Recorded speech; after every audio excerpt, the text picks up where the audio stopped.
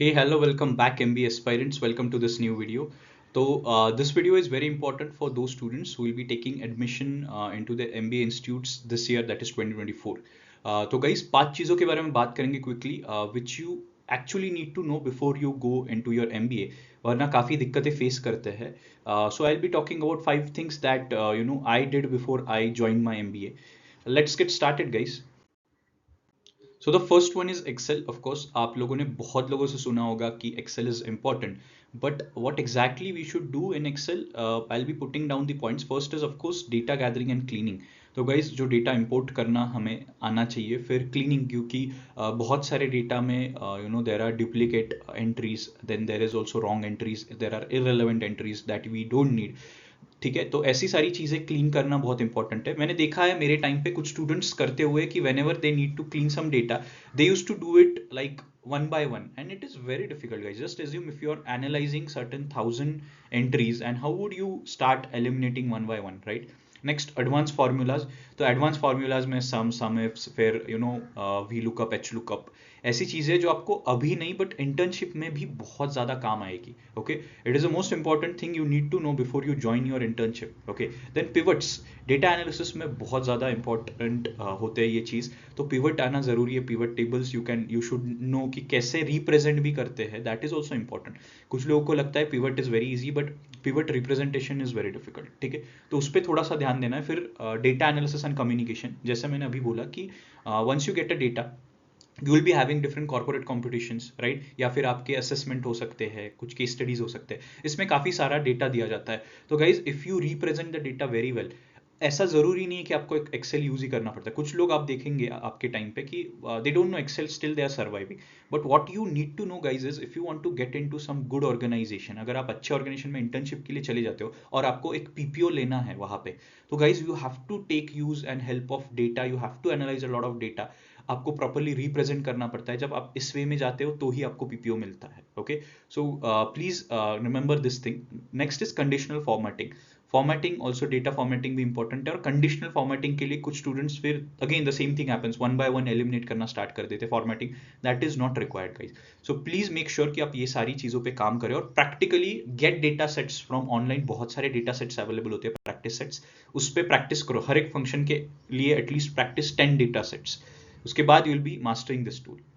So next is presentation. ये भी आपने काफी लोगों से सुना होगा, बट इसमें भी एग्जैक्टली क्या करना चाहिए, what all things we need to no.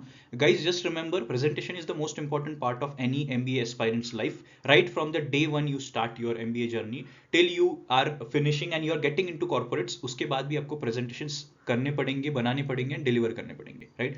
तो प्रेजेंटेशन में हाइजीन बहुत ज़्यादा इंपॉर्टेंट है. हाइजीन चेक की वजह से you can lose on your PPOs or you can get bashed by your managers. So just make sure कि you are having the hands on hygiene की properly सारी check है. क्या alignation हो गया, फिर font size हो गया, the for uniformity you are having into the complete presentation, then the photos and all. तो ये सारी चीज़ों पे थोड़ा ध्यान देना है. फिर templates की अगर बात करते हैं तो guys, templates are the most important thing जो आपको आपका काम रिड्यूस कर सकते हैं. तो there are readymade templates according to your need. आपकी जैसी भी नीड है, आपको जिस भी सेक्टर के लिए बनाना है, just get that template. Slides go करके एक प्लेटफॉर्म है जहाँ पे आप जाके बहुत सारे टेम्पलेट्स डाउनलोड कर सकते हो. ओके, फिर data representation.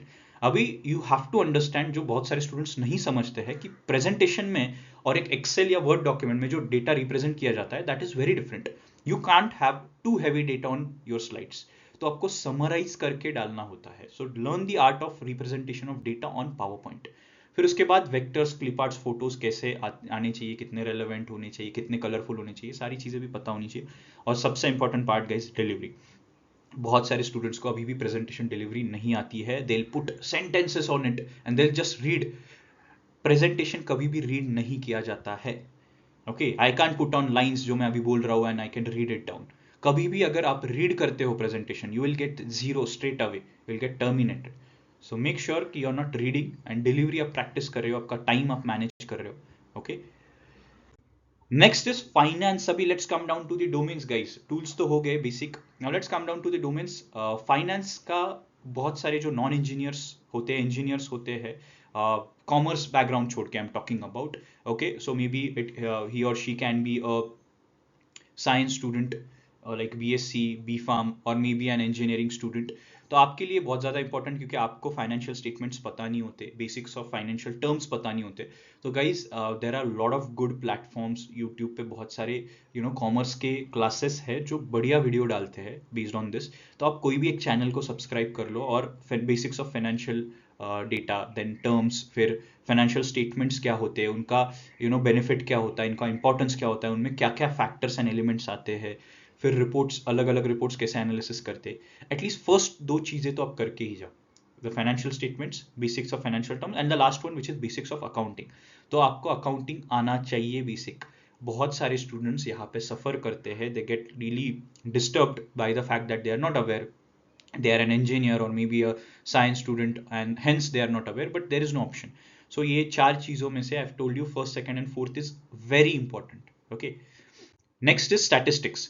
Statistics as a subject you'll be getting in your first semester itself. तो इसमें आपको क्या जानना ज़रूरी है, क्योंकि I have seen like a lot of students having back in their subject of statistics, क्योंकि again जो फार्मा, बीएससी, बीए ऐसे बैकग्राउंड से है, इवन इंजीनियर्स सफर ईयर। तो आपको क्या जानना ज़रूरी है, आप may be basics of distribution and frequency समझ लो, प्रोबेबिलिटी समझ लो, मोड, मीडियन, मीन, इनकी कॉन्सेप्ट समझ लो, वेरिएबल्स एंड टाइप्स समझ लो, सैम्पलिंग एंड डिस्ट्रीब्यूशन समझ लो। कोई भी बेसिक आप स्टैटिस्टिक का एक तो चैनल फॉलो कर सकते हो, you can put on the things that have given, for example basics of distribution and frequency आप यूट्यूब पे डाल दोगे तो आपको आ जाएगा। Please at least have basic understanding, वरना बाद में बहुत सफ़र करोगे, क्योंकि वहाँ पे जाके जो प्रोफेसर्स होंगे वो आपको इतना बेसिक भी नहीं पढ़ाएंगे। ओके, जस्ट इमेजिन कि they will be not teaching you कि प्रोबेबिलिटी का बेसिक क्या है या फिर डिस्ट्रीब्यूशन का बेसिक क्या है। बहुत quickly they will be finishing the chapters और आपको इशू आएंगे फिर बाद में। ओके, और ये जो स्टैटिस्टिक्स है ना, ये आपके समर इंटर्नशिप के टाइम पे भी अगर आपको डेटा मिलता है तो उस टाइम पे भी ये सैम्पलिंग एंड डिस्ट्रीब्यूशन, फिर रिग्रेशन एंड ऑल, ये बहुत ज़्यादा हेल्प करता है। तो ऐसे मत समझो कि I am just talking about academics, I am also talking about your final या summer internship time. Next is case study. तो गाइज केस स्टडी सॉल्व करना बहुत इंपॉर्टेंट है, क्योंकि उससे आपको दो चीज़ें हो जाती है। पहले तो बिजनेस अंडरस्टैंडिंग मिलती है, सेक्टर अंडरस्टैंडिंग मिलती है, प्रॉब्लम सॉल्विंग वे आपको एक समझ में आ जाता है, राइट। तो make sure you are solving certain case study frameworks अभी से।